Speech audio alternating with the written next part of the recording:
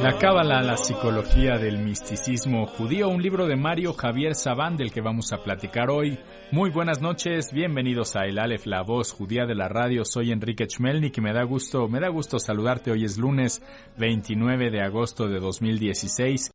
Y bueno, vamos a platicar hoy de un libro que se llama La Cábala, la psicología del misticismo judío, y nos acompaña para eso el autor del libro, el doctor Mario Saban. ¿Cómo estás? Muy buenas noches, bienvenido. Muchas gracias. A ver, platícanos primero para entrar en este tema de la Cábala y la psicología del misticismo judío.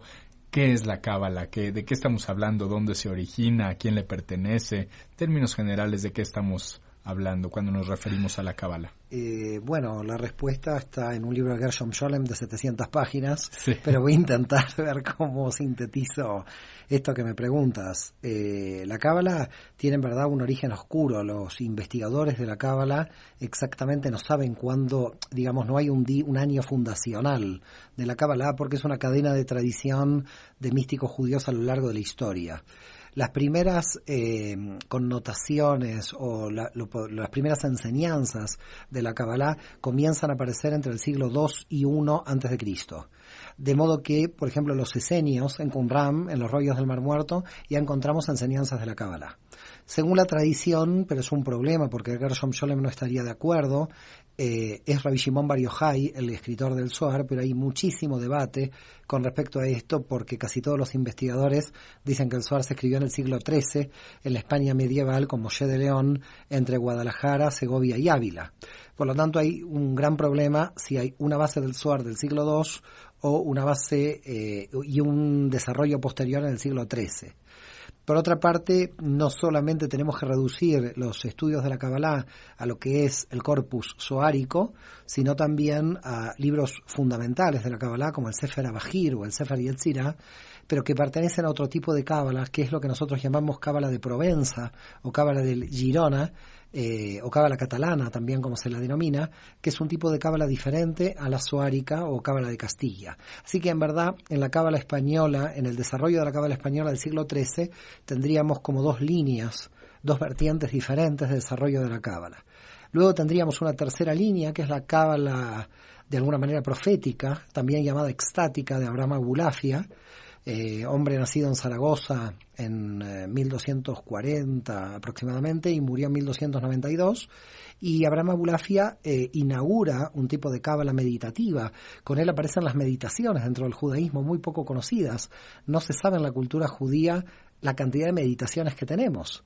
Siempre cuando uno dice meditar parece que uno hace yoga o va al budismo, y nosotros tenemos muchos sistemas, muchos métodos de meditación muy poco conocidos. Esa es la cábala de Abulafia. Estos tres pensamientos de la cábala hacen una eclosión en el siglo XIII, sobre todo entre 1280 y 1290, donde en estos 10 años Moshe Idel habla de la ventana de posibilidades. Hay como más de 25 o 26 obras que se desarrollan de la Kabbalah en este siglo XIII y donde se van uniendo estos diferentes tipos de Kabbalah hasta que viene la expulsión de 1492. A partir de la expulsión de los judíos de 1492, los centros de Kabbalah se diseminan por todo el Mediterráneo, pero se vuelven a reunificar o a centralizar nuevamente en Safed, en Tzfat, la Galilea, en el Galil. Y ahí va a haber un gran momento cumbre en la Cábala con Moshe Cordovero, Isaac Luria y Jaim Vital. Estos tres, podríamos decir que en ese nivel se encontraría, a mi modo de ver, esto es muy subjetivo lo que voy a decir, la más alta cábala, el desarrollo de la cábala más potente, porque fíjate que Moshe Cordovero es un filósofo de la cábala, con el Or Yakar, que tiene 11 volúmenes, luego tienes Isaac Luria, que habla del universo Atzilut, es decir, de los pensamientos dentro del orden de la eternidad, y luego tienes a Jaim Vital hablando del Gilgul Neshamot, de la reencarnación de las almas. A mi modo de ver, y te vuelvo a reiterar de manera muy subjetiva, estos son los principales, te diría, o la cumbre de la Kabbalah se alcanzó en Safed, y luego hay una cábala popular a partir del siglo XVIII, ya con el Baal Shem Tov en el mundo Ashkenazí y el Hasidut, el hasidismo. Pero el hasidismo no nos daría nuevos elementos originales. La originalidad de la Kabbalah pertenece más al mundo sefaradí. El mundo ashkenazí da ya una repetición interpretativa o exegética de estas luminarias, para llamarlo de alguna manera, porque sobre todo el movimiento del Baal Shem Tov es un movimiento de contraposición al mesianismo de Shabbatai Tzvi y de una respuesta al mesianismo fracasado, si se quiere, Shabbatai Tzvi en el siglo XVII. Claro, llegamos al siglo XX. Los grandes cabalistas seguían diseminados, un gran centro de la cabala es Marruecos, tiene grandes cabalistas, y por supuesto Polonia también tiene grandes cabalistas, pero sobre todo ya Polonia, Rusia y Ucrania tienen todas las divisiones del movimiento de la Hasidut. Empiezan a aparecer las escuelas del hasidismo luego del Baal Shem Tov, y sobre todo una de las grandes escuelas de Ucrania, con muchísima potencia en Israel hoy, es la de Bratslav. Este es un extraordinario recorrido histórico que nos permites, y además geográfico, que nos permite también conocer un poco dónde se origina, cómo va desarrollándose, pero ¿qué clase de conocimiento es la Kabbalah? ¿O qué es un cabalista? ¿Qué es lo que estudia? ¿Qué lo distingue de otro tipo de pensadores, de rabinos, etcétera? Primero que todo, la división de cabalistas y rabinos, en verdad, es como difícil, porque hubo cabalistas que la gran mayoría de los cabalistas eran rabinos, pero también hubo cabalistas que no ejercieron la función de rabinos. Por ejemplo, si nosotros tomamos Abraham Abulafia fue un místico que nunca dirigió ninguna comunidad, y tampoco sabemos si tenía semijá. Lo interesante es que en la historia judía lo llaman Rabbi Abraham Abulafia, pero nadie sabe quién le dio la semijá a Rabbi Abraham Abulafia. Probablemente le dieron la categoría de rabino porque fue muy potente dentro de la tradición judía, sin saber quién le dio la semijá. Por supuesto hubo rabinos místicos, pero también hubo rabinos anticabalistas. Es decir, en la Italia del siglo XVI aparecen personas dentro del mundo judío que critican las posiciones del desarrollo de la Kabbalah. Esto, por ejemplo, Yosef del Mendigo, dentro de Italia, es una personalidad anticabalista. Esta sería una primera cuestión. La segunda cuestión es qué es la Cábala, que seguimos sin saber qué es. Por eso muchas veces yo analizo qué es la Cábala, diferenciando de la historia de la Cábala, porque si hablamos de la historia de Cábala no nos enteramos qué es la Cábala. Entonces, la historia de la Cábala es muy larga. Podemos hacer muchas más explicaciones. Ahora, ¿qué es la Cábala? Te lo podría sintetizar mucho, se los podría sintetizar demasiado, pero sintetizarla demasiado termina generando un problema, produce un problema. La Cábala es el estudio de la totalidad de la realidad.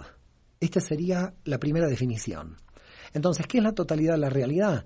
La Cábala se basa en dos grandes secretos que existen en el texto del Tanaj, el Maseh Bereshit y el Maseh Merkabah. Maseh Bereshit es el misterio de la creación del universo. Los cabalistas se concentraron en entender cómo se creó el universo, el Tzimtzum, el Ein Sof. Es decir, todo eso fue Isaac Luria. Con lo cual te podría decir que los cabalistas eran astrónomos, eran astrólogos y en cierta manera eran unos prefísicos desde el punto de vista científico.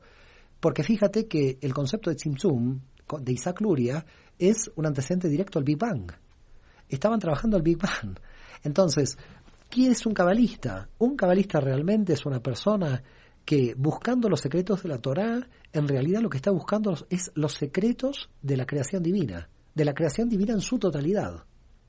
Por tanto, no se ciña al texto de la Torá en su literalidad, sino que coge el texto de la Torá en su apertura general a la comprensión universal. No sé si me pueden seguir con el análisis. Sí, pero ese sería el Maseh Bereshit.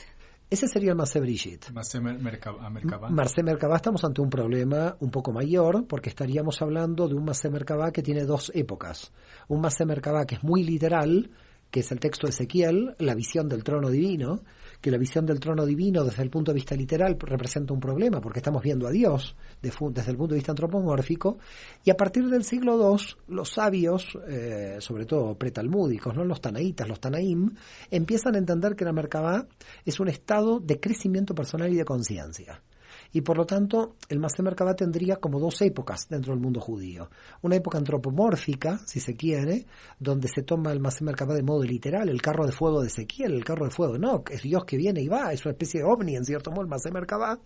Y luego los sabios empiezan a reinterpretar el Maseh Merkabah como un estado de conciencia del sujeto para elevación de la conciencia y para llegar a ese estado de Elías, de contacto, de acercamiento con la divinidad. ¿Para qué sirve la Kabbalah? ¿Para qué sirve saber los secretos de la creación? ¿Para qué sirve saber este estado elevado de conciencia? Prácticamente la Kabbalah, ¿qué le da al mundo? es que los cabalistas dicen que vinimos para aprender. Por lo tanto, nuestro objetivo es crecer. Para eso es lo único para lo que vinimos. Rabbi Moshe Luzzatto va a decir otro objetivo por el cual vinimos a este mundo, y es: el hombre nació para ser feliz. Por lo tanto, tendríamos dos objetivos en este mundo: ser felices y elevar nuestro nivel de conocimiento. No hay más. Hablando de, regresándonos un poco a este como desarrollo histórico y geográfico que me parece sumamente interesante, ¿qué condiciones cree que se dieron tanto en la España del siglo XIII como posteriormente en Sefarad que permiten estos movimientos o este acercamiento al conocimiento colectivo? Y si encuentra algún paralelismo en la situación actual, donde hay mucho más comunicación, donde hay mucho más interconectividad y donde grandes mentes están llegando a conclusiones similares. Bueno, aquí hay la cuestión en la historia judía. Básicamente, cuando una población se mantiene y se desarrolla, no se desarrolla solamente a nivel místico, sino en todos los niveles. Lo que sucedió en la España medieval fue una comunidad judía que se mantuvo muchísimos siglos en el tiempo, casi sin interrupción, desde la época del Imperio Romano.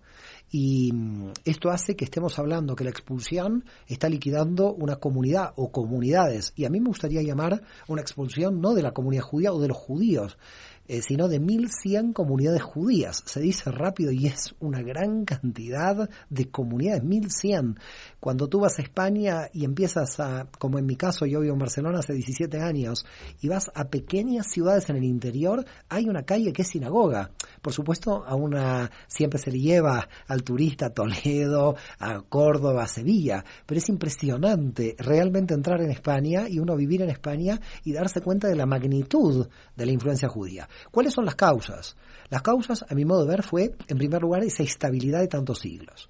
La segunda causa es que los judíos en la España medieval eran personas que intermediaban entre el mundo cristiano y el mundo musulmán. Imagínate la siguiente situación. En la España medieval, en el Al-Andalus, había reinos cristianos en el norte y el Al-Andalus musulmán en el sur.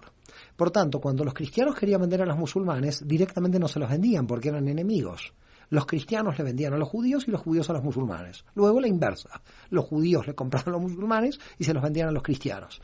En definitiva, el nivel económico que alcanzaron es producto de la permanente intermediación, y no de los reinos cristianos del norte frente al Al-Andalus musulmán, sino de todo el mundo cristiano frente a todo el mundo musulmán. Es decir, había un nivel de intermediación muy grande y había, por las interconexiones comunitarias, un nivel de información privilegiado. Es decir, un judío que tenía un primo en París y se escribía con un primo de Barcelona, sabía que el pan en Barcelona estaba a 8, el pan en París estaba a 4, y rápidamente el primo le enviaba todo el pan posible que había en París a Barcelona, y por lo tanto había... Es decir, para que tengas una idea, los judíos en la época medieval actuaban de una internet humana. Al estar interconectados por todas partes, todas las variaciones de precios, ellos las sabían como una información privilegiada. Por lo tanto, un familiar le enviaba a otro, y ellos de alguna manera tenían una información anticipada. Esto hizo que crecieran también económicamente. Esto dio lugar también a un crecimiento cultural brutal, porque estamos hablando que entre el siglo X y el siglo XV hubo más de 2.000 pensadores judíos en la España medieval. Siempre hablamos de Maimónides, Ibn Ezra y Yehuda Leví. Estamos hablando de 2.000 pensadores judíos. 2.000 pensadores judíos es un nivel que no lo alcanzó prácticamente nadie, a excepción luego de lo que fue la judería alemana.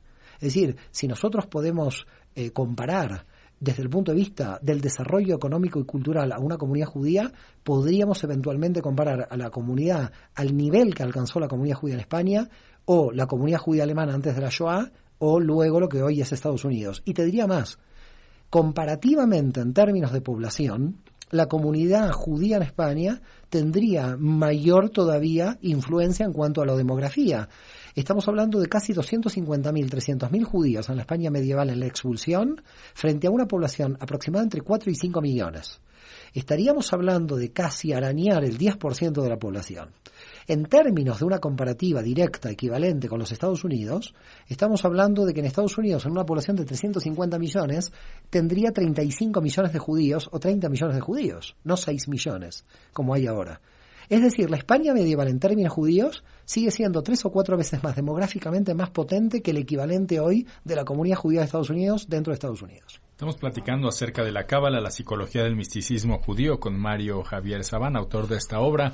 Le recordamos nuestros teléfonos para que nos llame con sus preguntas, sus comentarios, 5095-1110, Lada sin costo 01800-711-1110. También estamos en Facebook, el Aleph, la voz judía de la radio, en Twitter, @voz judía. No se vaya, en un momento regresamos.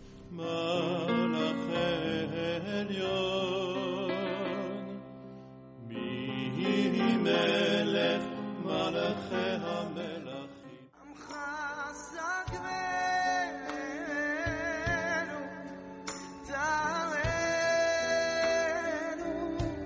תערנו נועד אנא בכוח. Estamos de regreso en el Aleph, la voz judía de la radio. Estamos platicando acerca de la Cábala, la psicología del misticismo judío, un libro de Mario Javier Saban. Quiero preguntarte, Mario, ¿qué tiene que ver el misticismo judío con la psicología en general? ¿Qué es lo que abordas justamente en tu obra? Mira, una de las bases simbólicas, vamos a decir una porque hay tantas, por ejemplo, los 72 nombres de Dios, etcétera, hay muchas simbologías dentro de la Cábala, pero para mí la base fundamental es el árbol de la vida. ¿Qué sería el árbol de las vidas? Es Haim, no es Hay, no es vida, ¿no? El árbol de las vidas o el árbol de la vida es una potente herramienta simbólica de comprensión no solo de lo cosmogónico, sino de lo psicológico. Es decir, en el universo de Yetzirah, que es el universo del nivel de Ruach, del nivel del alma, claro, hay que explicar al auditorio los niveles del alma primero, porque si no, quizás no se sabe de qué estamos hablando. El alma, para la tradición judía, para la Kabbalah, tiene 5 niveles. El alma animal, que pertenece al universo material de Asia, que es el nivel del Nefesh. El alma psíquica o emocional, intelectual, nuestra mente, si se quiere, es el Ruach. Y luego está la identidad del alma oculta, que sería la Neshama, en un grado muy superior, que pertenece al universo de Briah. Por lo tanto, es interesante, no hay cuerpo en la tradición judía, hay solamente almas, y nuestro cuerpo es el alma animal. Con lo cual, la psicología se encontraría en Yetzirah, se encontraría en el Ruach, en el nivel del alma, el nivel del Ruach.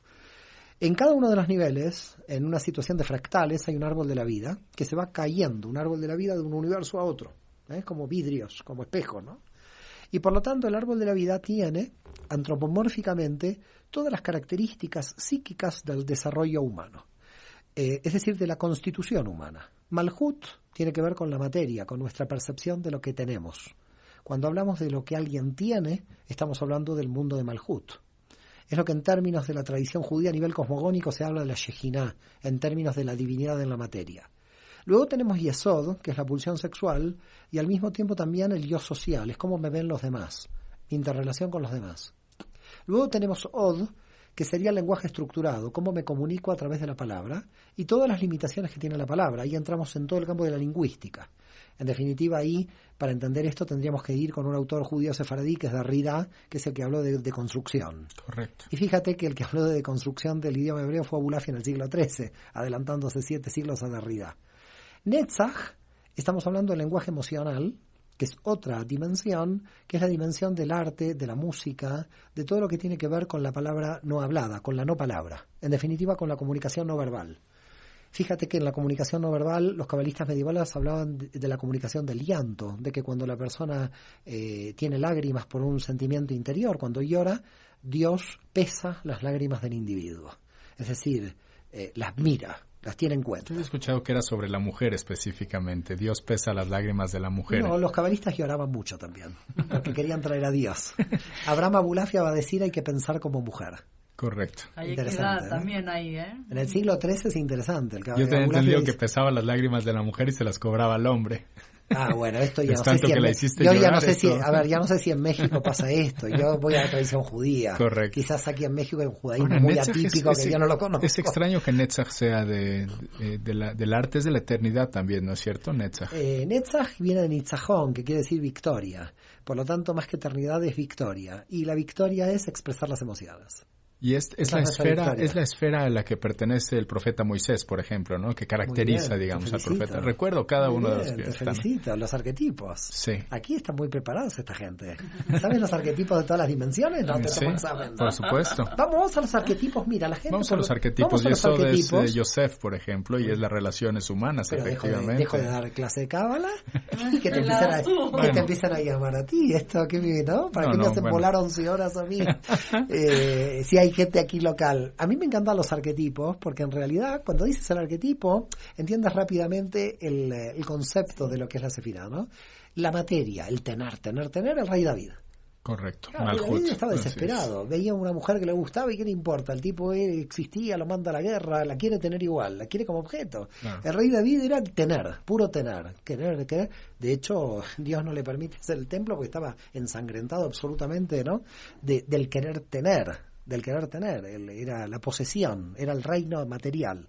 Y eso de Yosef, porque es la cuestión del control sexual. En el texto de la Torá, no sé si recuerdan, la mujer de Potifar, y el tipo se retiene, La verdad tendríamos que tener una comunicación con esta sefirá.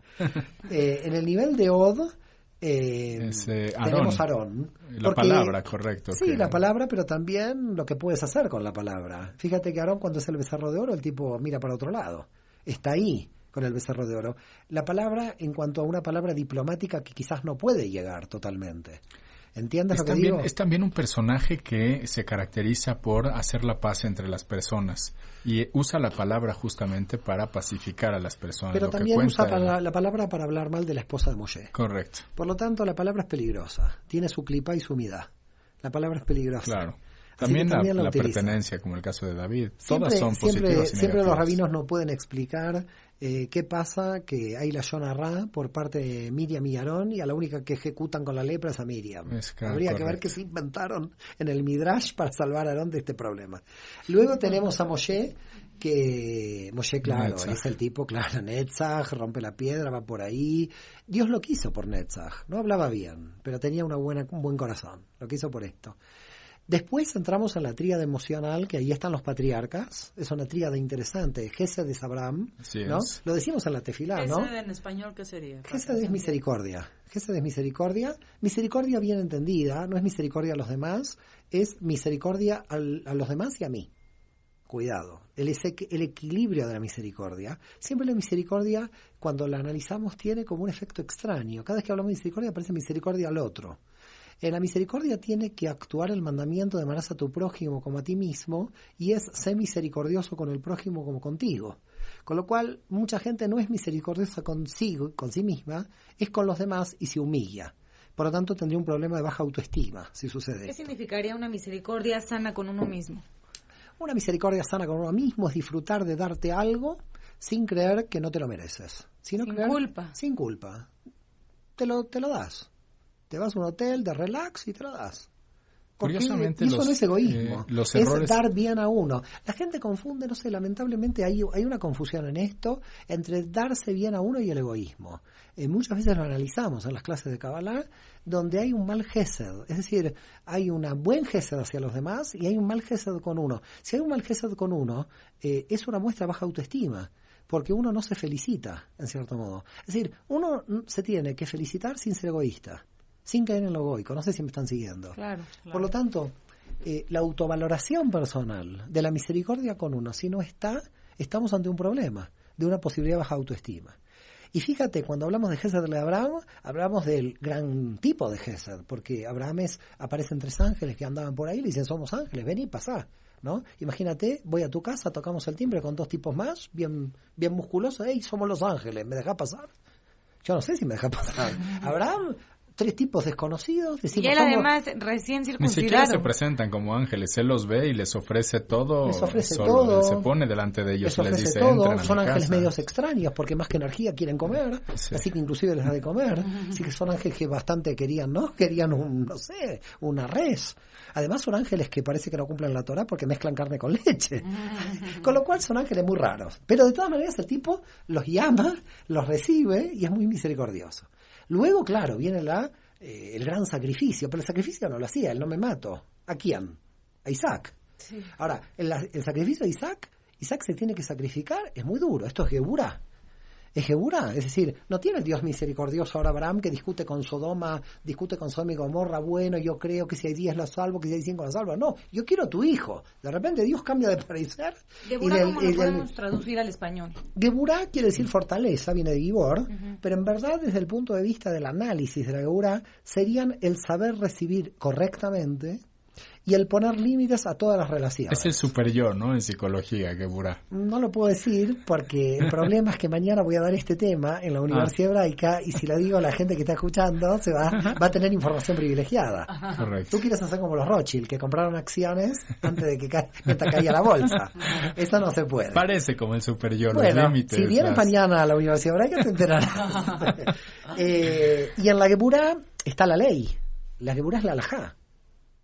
Con lo cual tenemos problema con la Geburá, porque son todo lo que me limita. Sí, por supuesto. ¿Okay? Es decir, Gesed es todo lo que me dan, pero Geburá es todo lo que de alguna manera no puedo hacer, lo que me limitan. Y ahí está de alguna manera Isaac, Paja de Isaac. ¿Recuerdas que nosotros decimos Gesed le Abraham, cuando estamos en la sinagoga rezando, Paja de Isaac? Y luego tenemos Tiferet Israel. El equilibrio. Sí, pero tenemos Tiferet, una cosa muy interesante. El arquetipo es Jacob en Tiferet. Claro. Pero es Jacob y es Israel en dos situaciones diferentes. Jacob es el arquetipo de Tiferet cuando Jacob acepta al Dios de Isaac y al Dios de Abraham por tradición. Cuando es en automático, él es Jacob. Pero cuando lo acepta por sí mismo, es Israel. Es decir, en Tiferet tenemos una situación interesante. Tienes tu personalidad heredada y por lo tanto tu arquetipo es Jacob, pero tu construcción personal de la personalidad, por lo tanto tu arquetipo es Israel. Si tú solamente tienes identidad heredada, tu arquetipo es Jacob. Pero si tú lo que haces con la identidad es trabajarla para ti, conquistarla, entonces estás cambiando el arquetipo. Porque la estás haciendo, esto no es herencia, porque la estás elevando y por lo tanto el arquetipo cambia en Israel. Y luego, para terminar con los arquetipos, tienes los dos últimos arquetipos que están, uno en Jochma y el otro en Binah. ¿Cuál es el arquetipo de Binah? Eva, Java. Y el arquetipo de Jochma, Adán. Y fíjate qué interesante. Los niveles superiores del árbol de la vida, de la tríada superior, los arquetipos se corresponden con arquetipos universales. Ya no pertenecen a la historia de Israel. Correcto. Pertenecen a Bereshit. Lo cual te está diciendo los cabalistas. En un orden superior de la realidad, Israel ya es superada por arquetipos universales, lo cual da una gran cuestión a una teología universal del judaísmo. Es decir, el judaísmo, pese a mantener su estructura nacional, su identidad nacional, está siendo consciente de que hay leyes universales sobre los arquetipos nacionales. Y pone a Eva y pone a Adán en un nivel superior, ¿no? Esto da para mucho juego y, por supuesto, mucho análisis simbólico. Vamos a seguir platicando de los arquetipos y de las esferas, de las sefirot y de los personajes y de la psicología. Estamos hablando acerca de la cábala, la psicología del misticismo judío con Mario Saban. Y vamos a seguir platicando de todo ello después de una pausa. Le recordamos nuestros teléfonos para que nos llame con sus preguntas, sus comentarios, 5095-1110, Lada sin costo 01800-711-1110. Estamos también en Facebook, el Aleph, la voz judía de la radio, en Twitter, @voz judía. No se vaya, en un momento regresamos.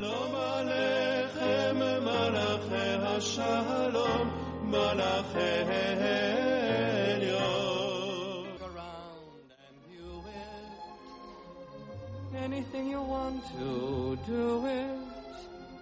Want to change the world. There's nothing to it.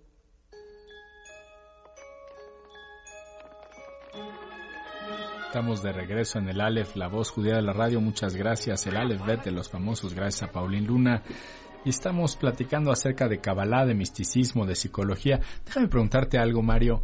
Tenemos con frecuencia preguntas acerca de la letra Aleph, porque nuestro programa se llama el Aleph. ¿Tienes algo que platicarnos desde la perspectiva mística, desde la perspectiva cabalística acerca de la Aleph, la letra Aleph? Mira, si tenemos toda la noche para los oyentes, yo voy a ver, porque los temas de Kabbalah para sintetizarlos es tipo milagroso. Es como un milagro porque sintetizas y cuando sintetizas mal porque te quedan un montón de información fuera, pero lo intentamos. Primero que todo vamos a decir la clásica, y esto lo debe saber muchísima cantidad de gente, ¿no? La Aleph tiene básicamente el tetragrama dentro. Esto lo conocemos porque la Yod superior se mantiene como Yod en el tetragrama, ¿no? En el Shema Meforash, como lo llamamos en hebreo, y luego tenemos la Vav que divide las dos Yodim. Esta es la clásica, la sabe todo el mundo, y la Yod inferior es la división de dos Hei. El que contiene el nombre de Dios, el nombre sagrado de 4 letras. Es que cuando dice Dios. Aleph, dice Yud Hei Vav Hei, estás Correcto. diciendo lo mismo. Ahora, la cuestión ¿cuál es? La Aleph también tendría muchísima cantidad de información, porque en verdad en la Aleph está oculto la Bet, porque si hay dos Yodim y hay dualidad dentro del Aleph, con lo cual es una cosa misteriosa. La Aleph es uno, pero tiene dos Yodim, quiere decir que hay dualidad. Entonces, está la Bet potencial dentro del Aleph. Cuando hay Bet potencial es que todavía no está creado el espacio vacío por el Tzimtzum, es decir, todavía no hay universo. Quiere decir que el Aleph en verdad estaría representado realmente la Ein Sof, estaría representando el infinito. Cuando aquí me trajeron al programa del Aleph, yo tenía un poco de temor. Yo dije, yo voy a desaparecer porque estoy entrando en el infinito. Si me traía el programa Bet, la verdad que iba a estar más tranquilo, porque por lo menos había dualidad y sabía que iba a existir. Pero el Aleph te deja sin existencia, porque te lleva a la esencia directa. En el Aleph estás en el infinito. Por lo tanto, la verdad que empezamos con Bereshit, empezamos con la Bet, lo cual lleva a un tema curioso. Los cabalistas estudian todo lo que sucedió antes de Bereshit, porque están estudiando el Aleph. Entonces sucede muy curioso. El Masé Bereshit no está en Bereshit. Está fuera de la Bet. Todo lo que trabaja el Masé Bereshit está en la Aleph. Es un caso muy curioso. Todo lo que es el Masé Bereshit, para entender, cuando tú llegas a la Bet, se terminó el Masé Bereshit. Ahí empieza realmente la contracción de Briá, el universo de Briá. Pero el Masé Bereshit empieza en Adam, Kadmon y Atzilut, en los universos que se encuentran dentro del infinito. Con lo cual es muy impresionante estudiar el Masé Bereshit. Porque lo que están estudiando los cabalistas es el pre-Génesis, para llevarlo de alguna manera. Y es el Big Bang. Es lo que había antes del tiempo y el espacio. Perdón, a mí ahí sí me resulta un poco absurda esta idea, este concepto de que los cabalistas aspiren de alguna manera a saber lo que había antes de la creación, porque justamente una de las bases de la idea judía, que Maimónides discute justamente con Aristóteles en su Moreh Nevuchim justamente sobre este punto, es que para el judaísmo es básica la idea de la creación ex nihilo, la creación desde la nada. Y la creación desde la nada, desde la perspectiva de Aristóteles o de cualquier otro que crea en la causa y después la consecuencia, es totalmente ilógica. Lo que pasa es que Dios no responde a la lógica humana. Entonces, responde, perdón que te interrumpa, pero sí. Responde totalmente. Y te lo voy a explicar cómo. La creación ex nihilo es absurda. Es absurdo pensar que podemos aspirar a creer que a entender cómo se creó algo desde la nada. Te puedo intentar explicar lo que dicen los cabalistas. Correcto. Y te puede seguir siendo absurdo, porque en verdad, como tenemos una mente limitada, sigue el absurdo. Sí. Pero de todas maneras, el intento de explicación es el siguiente. Lo que nosotros llamamos nada no es nada. Porque lo que nosotros llamamos nada es un término limitado en nuestro lenguaje. Entonces, en la nada había todo. ¿Qué es lo que pasa en el Ein Sof? En el Ein Sof hay un nivel de luz que es Ora Ein Sof, que es el nivel de luz infinita. Cuando hay luz infinita hay un problema, nadie la ve. Nadie la ve porque es infinita. Es decir, no hay clic de recepción para ver ese nivel de luz. Y por lo tanto, cuando no hay clic de recepción para ver ese nivel... recepción para nuestros radioescuchas quiere decir... vasija de contención de la luz en el campo de la finitud, en el campo finito. Solamente después del Tzimtzum, de la autocontracción, cuando hay luz, algo recibe esa luz. Pero cuando la luz va a una velocidad mayor que ella misma, a ver si queda claro lo que estoy diciendo, nadie puede ver la luz, no hay nadie que la reciba. En el infinito es oscuridad total por el nivel de infinitud de luz. Por tanto, nadie puede ver nada en el infinito, dado que el infinito tiene tal potencia que desintegra cualquier posibilidad de que alguien lo vea. No puede haber dualidad ninguna, porque no puede haber nadie que pueda ver dentro, dado que dentro no puede existir un nivel de recepción.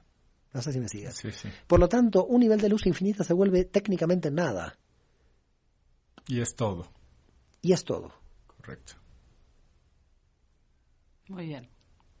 Y de ese todo... No sé, me miran aquí, yo los miro, estamos como ¿qué pasa? Las llamadas ya no sé si están desesperadas. Nos quedamos en el Aleph, en el Claro, es que a mí me dio miedo, la verdad. Cuando a mí me invitaron al programa Aleph, dije, esto es muy fuerte. Al infinito. Yo nunca visité al la infinito Aleph. y más allá. Sí, muy pero bien. yo quería estar en el mundo de la mente y me trajeron aquí. El señor Yo Luis... soy la yo inferior y aquí tengo la yo superior. Señor Luis Torres de la Gustavo Amadero nos Sí. dice, ¿puede haber alguna relación con lo que dijo Elías a Dios, que solamente él quedaba de los profetas y Dios le responde, me he reservado a 7,000 hombres que no han doblado rodillas delante de Baal? Esto es en relación con lo que dice el libro de Apocalipsis, que el número de los sellados son 144,000 de las 12 tribus de Israel. También eres experto, entiendo, en los libros incluso del cristianismo y los orígenes del cristianismo, Mario, así que seguramente podrás comentar algo al respecto. El tema es el siguiente. Él habló de arrodillarse, es el texto que está en la parte de Elías, ¿no? En la narrativa de Elías, y es algo interesante porque el arrodillarse viene de la palabra berej. Berej quiere decir arrodillarse y arrodillar, ¿no? Y fíjate que de berej viene de berajá. Quien no se arrodilla humildemente ante Dios no hace una buena berajá. Berajá quiere decir eso. Bendición quiere decir saber que yo tengo que tener la humildad de no poder llegar a un nivel infinito, ¿no? Y en consecuencia, cuando él está planteando esto, es muy bonito este texto, porque los que se están arrodillando de alguna manera simbólicamente están representando quienes humildemente entienden las limitaciones humanas. Hay muchísimos problemas en todos los seres humanos en un punto central. Aparece en la terapia individual y en los cursos de Cábala en general, y es el no reconocimiento de nuestros límites. Nos lleva muchísima cantidad de problemas. La gran cantidad de problemas que tenemos es un tema de ambición desmedida hacia la luz. Pero ¿cómo sabes cuáles son tus límites? También tienes que tener esta ambición para poder crecer. Sí, lo que pasa que hay dos formas de crecer. Puedes crecer por esfuerzo no placentero o por placer. Tú sabes cuándo llegaste a un límite, cuando dejaste de tener placer. Interesante. El señor Elías Espinosa nos dice, ¿cómo se llama el Dios de Moisés? Pregunta. Luego dice, ¿cómo debemos tomar el holocausto como un castigo de Dios al pueblo judío o cómo? Y también pregunta, ¿cuál sería la cantidad de practicantes del judaísmo en nuestra ciudad? Pues de practicantes propiamente, no sé, en la ciudad debe haber alrededor de 40,000 judíos en México, que son la inmensa mayoría de los judíos del país están en la Ciudad de México. Es un aproximado y no sé si quiere responder, Mario. Si me puedes repetir la pregunta, porque yo me quedé pensando en la población de México y dije, wow, esto no lo puedo responder. Menos mal, me has ¿Cómo salvado. se llama el Dios de Moisés? A ver, tenemos un gran problema, porque en verdad nombrar a Dios es limitarlo y por lo tanto no lo podemos nombrar. Así es.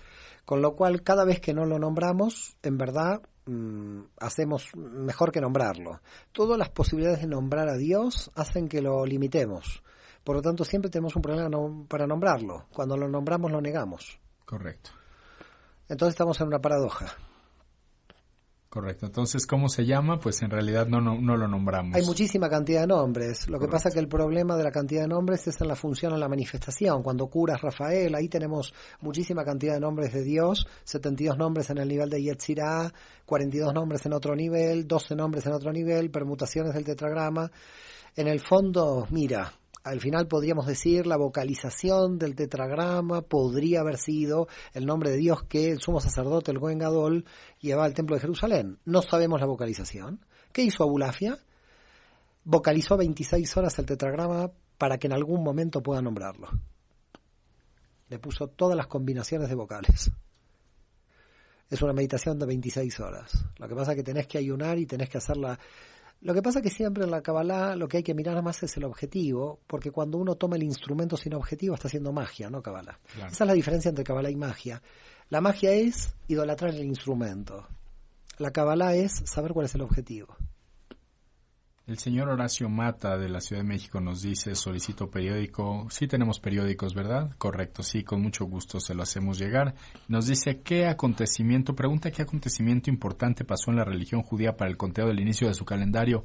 Qué interesante que nos pregunte esto porque no recordamos por nuestro calendario un acontecimiento importante en la religión judía, sino un acontecimiento universal a propósito de lo que ya comentabas, Mario, de que es una religión que sí va justamente a lo trasciende a lo universal, efectivamente, y es la creación del primer hombre. Creación del primer hombre. Cuidado, del primer hombre racional. Había formas humanoides anteriores, dice Yehuda Levi. ¿Adama Kadmon o qué sería? No, había formas humanoides, es decir, cuando nosotros hablamos, algunos interpretan rabínicamente que cuando se habla de hijos e hijas, por ejemplo, de Adán y Eva, están hablando de gente no desarrollada por conciencia y por lo tanto no se le pone nombre porque todavía son humanoides sin conciencia.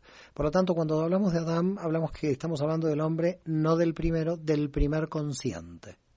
Esto hay que marcarlo. Porque sería en la ciencia el Homo sapiens sapiens. En cierto modo estamos hablando de que había situaciones anteriores humanoides y que reconocemos un nivel de conciencia. De modo que cuando Adán y Eva cogen del Etz Hadat, del árbol del conocimiento, lo que está diciendo es que cogen conciencia, toman conciencia, ¿no? Se ven desnudos y toman conciencia. Por lo tanto hay una diferencia y nosotros, tú estabas hablando del calendario, ¿no? Del año hebreo 5776 que estamos ahora.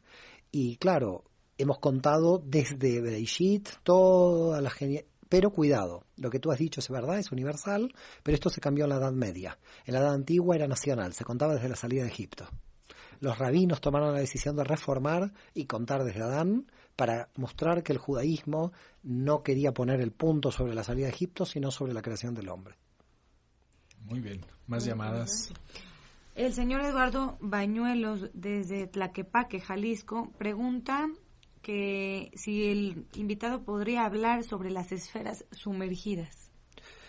Yo no sé si él es cuando está hablando, a ver, esferas sumergidas que yo sepa conceptualmente, no lo he leído en ninguna parte. Yo no sé si estará hablando de las clipot o de qué. Habría que preguntarle a este oyente de qué está hablando. Esferas sumergidas, no sé de qué habla y tengo temor a equivocarme en el análisis. Las clipot que son como las antagónicas de las sefirot. El único que dice eso, me impresionas, porque hay un solo cabalista en la historia que dice eso. No sé, me sonó como algo contrario a la sefirot. Así no es, sé se si... llama lo que es el árbol de la muerte, pero solamente un cabalista habla de eso, que se llama Isaac Cohen de Soria en el siglo XII. Suena muy oscuro, la verdad. Suena muy oscuro y por eso yo mucho no me gusta este cabalista, pero muy interesante lo que dices. El señor Jorge Mondragón de San Pedro de los Pinos dice, Sí. ¿dónde puede conseguir el libro del Dr. Saban? Está distribuido por todo México.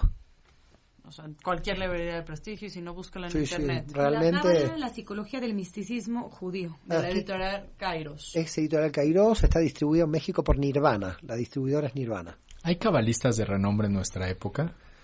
Siempre los cabalistas son de renombre de luego de muertos. Mario, Sí.